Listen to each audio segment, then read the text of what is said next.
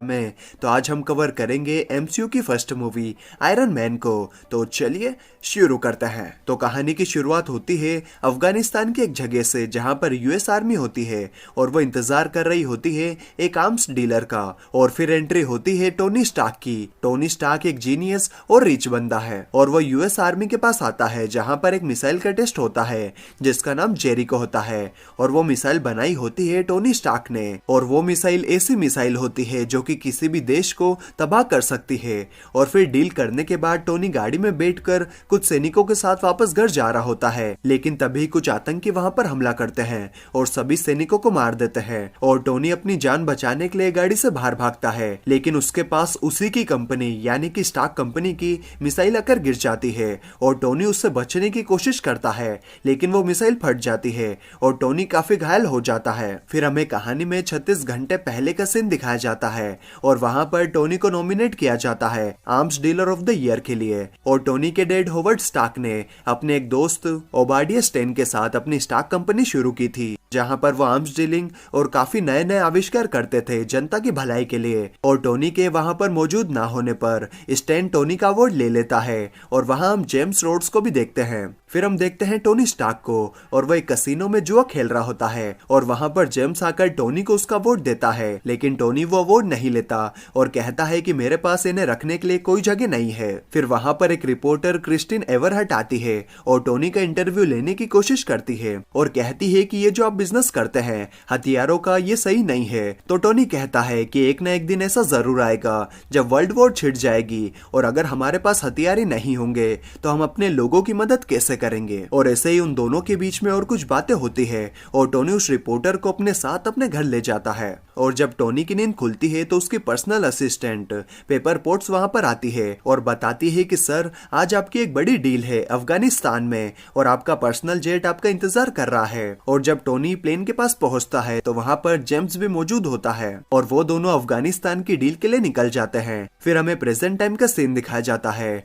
और टोनी की हालत बहुत ही खराब होती है और साथ ही उसके सीने से कुछ तार जुड़े होते हैं जो कि एक बैटरी से लगे होते हैं और अब वो बैटरी ही टोनी के शरीर को जिंदा रख रही होती है। फिर टोनी हैरानी से उठता है और पास ही खड़े एक आदमी जिसका नाम येंसेन होता है उससे पूछता है कि आखिर यहाँ पर हुआ क्या था। तो येंसेन बताता है कि एक विस्फोट के दौरान तुम्हारी बॉडी में बहुत सारे छर्रे घुस गए थे और उन छर्रों को निकाल पाना काफी मुश्किल था, इसलिए मैंने एक बैटरी के साथ में एक इलेक्ट्रोमैग्नेटिक फील्ड तैयार की जो कि उन छर्रों को तुम्हारे दिल के करीब जाने से रोकने में मदद करेगी और इस इलेक्ट्रोमैग्नेटिक फील्ड को अगर निकाला जाएगा तो तुम मर जाओगे। फिर वहां पर उन आतंकवादियों के सरदार की एंट्री होती है और वो टोनी से कहता है कि हमने तुम्हें बंदी बना लिया है और हम तुम्हें जब ही जाने देंगे जब तुम हमें जेरिको मिसाइल बनाकर दोगे, क्योंकि हमें वो जेरिको मिसाइल चाहिए यूएस पे हमला करने के लिए। लेकिन टोनी उन्हें मना कर देता है और कहता है कि मैं तुम जैसे आतंकवादियों के लिए जेरिको मिसाइल नहीं बनाऊंगा। तो आतंकियों का सरदार टोनी को बाहर लेकर जाता है और दिखाता है कि हमारे पास तुम्हारी कंपनी के बनाए गए सारे हथियार हैं, जिन हथियारों को तुम यूएस आर्मी और बाकी लोगों को बेचते हो वो सभी आकर हमें ये हथियार काफी महंगे दामों में बेचकर जाते हैं और अब हमें जेरिको मिसाइल चाहिए और अगर तुम अपनी जान बचाना चाहते हो तो हमें उस जेरिको मिसाइल का दूसरा नमूना बनाकर दिखाओ, तभी हम तुम्हें यहाँ से जाने देंगे। फिर टोनी वापस से गुफा में आ जाता है और येंसेन से बात करने लगता है कि क्या तुम्हें यहाँ से बाहर निकलने का कोई रास्ता पता है। तो येंसेन बताता है कि ये एक पहाड़ी इलाका है और यहाँ से तुम्हें कोई भी नहीं बचा सकता और जेम्स भी आर्मी के साथ अगर तुम्हें ढूंढेगा तो भी वो तुम्हें यहाँ से नहीं बचा सकते, क्योंकि ये जगह बहुत ही छुपी हुई है और इसका नेतृत्व कर रहे हैं 10 रिंग्स।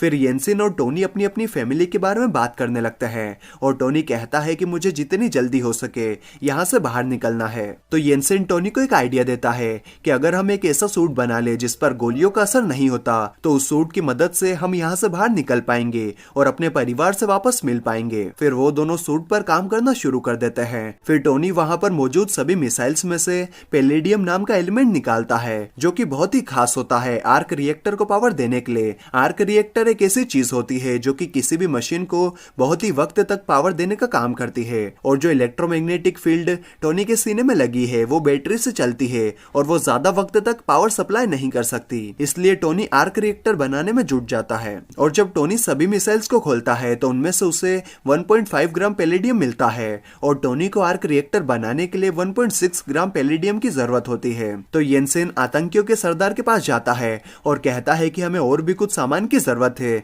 मिसाइल बनाने के लिए। तो सरदार उन्हें वो सब सामान लाकर दे देता है और फिर टोनी फाइनली आर्क रिएक्टर बना लेता है। और इस बात का पता आतंकियों को भी चलते रहता है, लेकिन उन्हें समझ में नहीं आता कि ये लोग क्या बना रहे हैं। फिर टोनी येनसेन को एक सूट का ब्लूप्रिंट दिखाता है और कहता है कि हमारा मकसद इस सूट को पावर देना ही है। और फिर वो उस पूरे सूट को बना लेते हैं, लेकिन इस बात का पता आतंकियों को चल जाता है। और जब वो टोनी को रोकने के लिए आगे बढ़ते हैं तो येनसेन उन आतंकियों को रोकने के लिए आगे चला जाता है ताकि टोनी को भी उसके सूट की फुल पावर करने के लिए थोड़ा वक्त मिल जाए। और इसी बीच येनसेन को आतंकी गोली मारकर घायल कर देते हैं और इस बात से टोनी को बहुत बुरा लगता है और गुस्सा आता है। और टोनी सभी आतंकियों को मारते हुए उस गुफा के बाहर हो जाता है और बाहर जो हथियार पड़े होते हैं स्टार्क इंडस्ट्री के, उन सभी को जलाकर वहां से निकल जाता है और एक रेगिस्तान में आकर गिर जाता है। और टोनी का सूट जिसे उसने मार्क 1 नाम दिया था वो टूट जाता है और वहां से वो आगे बढ़ने लगता है। फिर जेम्स की टीम टोनी को वहां से रेस्क्यू करके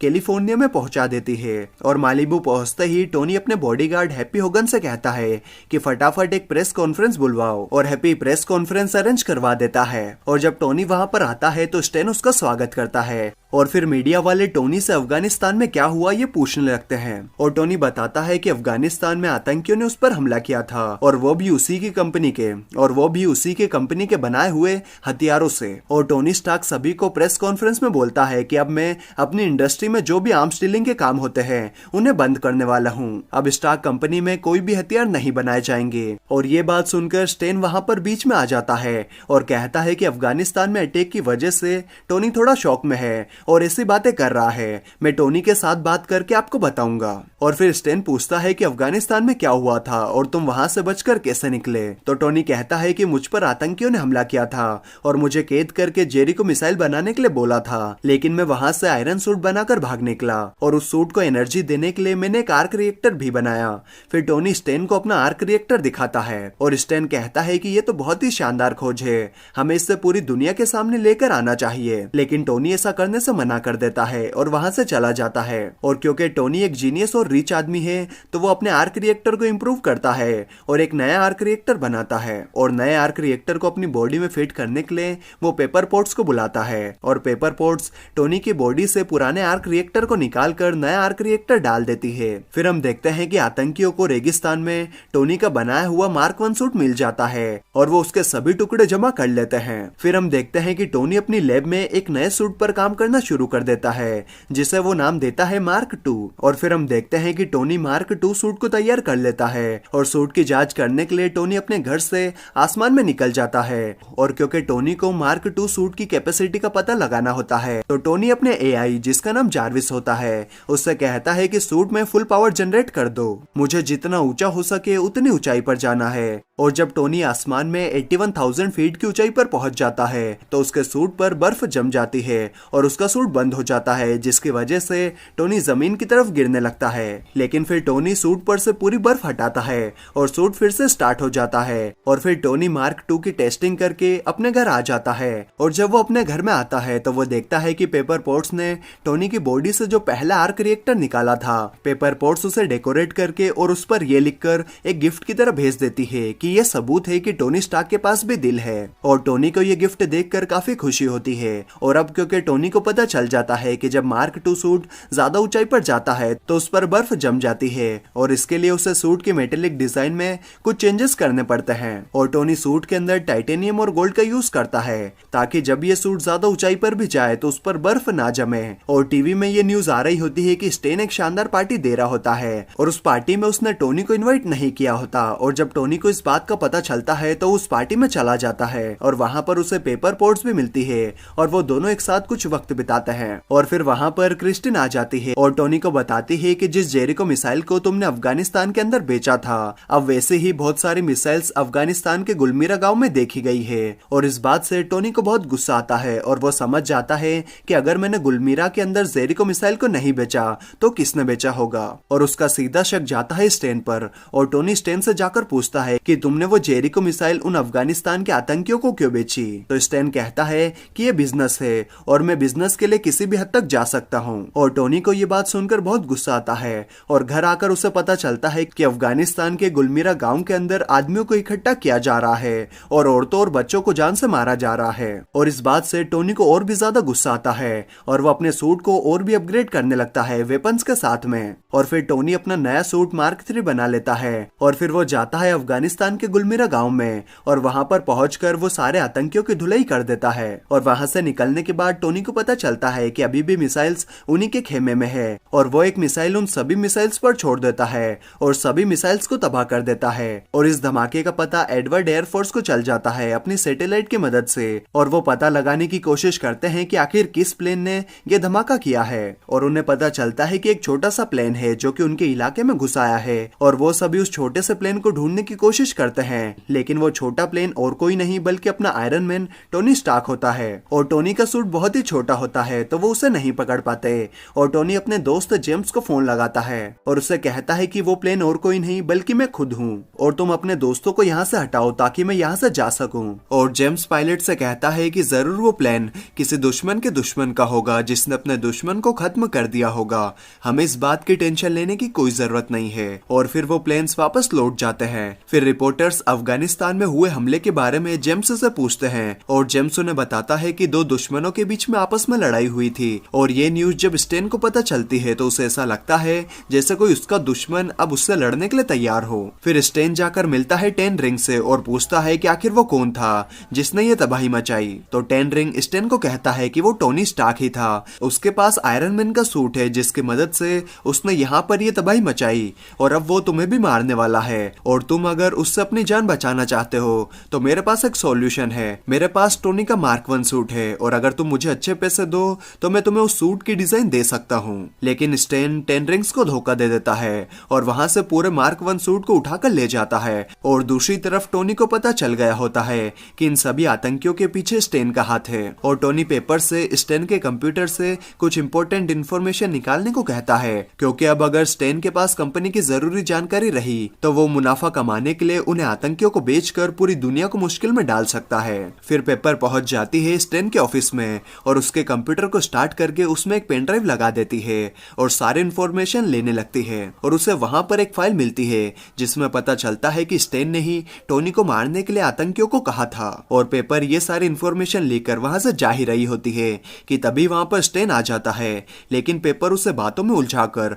वहां से निकल जाती है। और जब स्टेन कंप्यूटर में देखता है तो उसे पता चलता है कि पेपर कंप्यूटर में से सारी इंपॉर्टेंट जानकारी लेकर जा चुकी है। फिर हम देखते हैं फिल कॉल्सन को जो कि एक एजेंट होता है और वो पेपर से कहता है कि हमें टोनी स्टार्क का इंटरव्यू लेना है, तो क्या आप हमारी इसमें मदद करेंगी। और क्योंकि पेपर को पता था कि स्टेन उस पर नजर रख रहा है और वो उसे वहां से नहीं जाने देगा, तो वो फिल की मदद लेती है और कहती है कि हाँ मैं आपकी मदद करूंगी इंटरव्यू लेने के लिए, आप हमें जल्दी से यहाँ से लेकर चलिए। और अब दूसरी तरफ स्टेन पर खतरा मंडरा रहा होता है क्योंकि उसे पता था कि थोड़ी देर में ही वहां पर टोनी आ जाएगा। तो वो अपने साइंटिस्ट से मिलता है और पूछता है जिस आर्क रिएक्टर पे आप काम कर रहे थे क्या वो पूरा हुआ या नहीं। लेकिन वो साइंटिस्ट बताता है कि अभी तक उनके आर्क रिएक्टर का काम पूरा नहीं हुआ है। और स्टेन कहता है कि टोनी ने वो आर्क रिएक्टर गुफा में बैठकर बनाया था। तो साइंटिस्ट कहता है सर हम टोनी स्टार्क नहीं है। और इस बात से स्टेन काफी निराश होता है और वो सीधे जाता है टोनी के घर पर। और जब वो टोनी से मिलता है तो वो एक हथियार चलाता है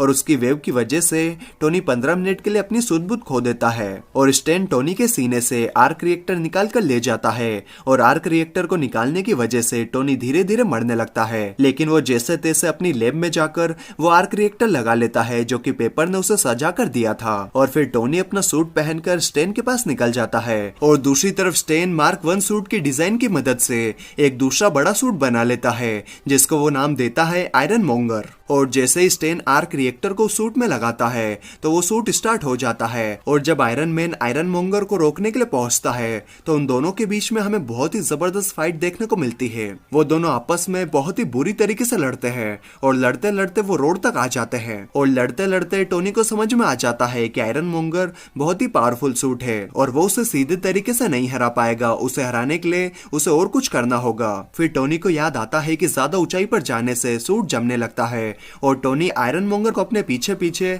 आसमान में ले जाता है। और टोनी का पीछा करते करते आयरन मोंगर पहुंच जाता है 91,000 फीट की ऊंचाई तक। और आयरन मोंगर के सूट पर बर्फ जम जाती है और वो नीचे गिरने लगता है। लेकिन थोड़ी देर में आयरन मोंगर फिर से स्टार्ट हो जाता है और वो दोनों फिर से लड़ने लगते हैं और वो दोनों गिरते हैं लैब की छत पर। और टोनी पेपर को कॉल करता है और कहता है कि इस लैब के आर्क रिएक्टर को फुल पावर के साथ ऑन कर दो, जिसकी वजह से उसका पूरा असर आयरन मोंगर के सूट पर पड़ेगा और मैं वहां से भाग जाऊंगा। और ये बात सुनकर पेपर उस आर्क रिएक्टर को पूरी पावर के साथ स्टार्ट कर देती है, जिसकी वजह से आर्क रिएक्टर से बहुत बड़ी वेव निकलती है और आयरन मोंगर उस वेव के लपेटे में आ जाता है और आयरन मोंगर वहीं पर मर जाता है। फिर अगले दिन टोनी को प्रेस कॉन्फ्रेंस में बुलाया जाता है और वहां पर रिपोर्टर्स उससे बहुत सारे सवाल पूछते हैं और वहां पर टोनी सभी के सामने अपनी आइडेंटिटी लीक कर देता है और सभी को बता देता है कि आई एम आयरन मैन, मैं आयरन मैन हूँ। और फिर हमें पोस्ट क्रेडिट सीन में दिखाया जाता है कि निक फ्यूरी टोनी के घर में आता है और वो अपने आप को शील्ड का डायरेक्टर बताता है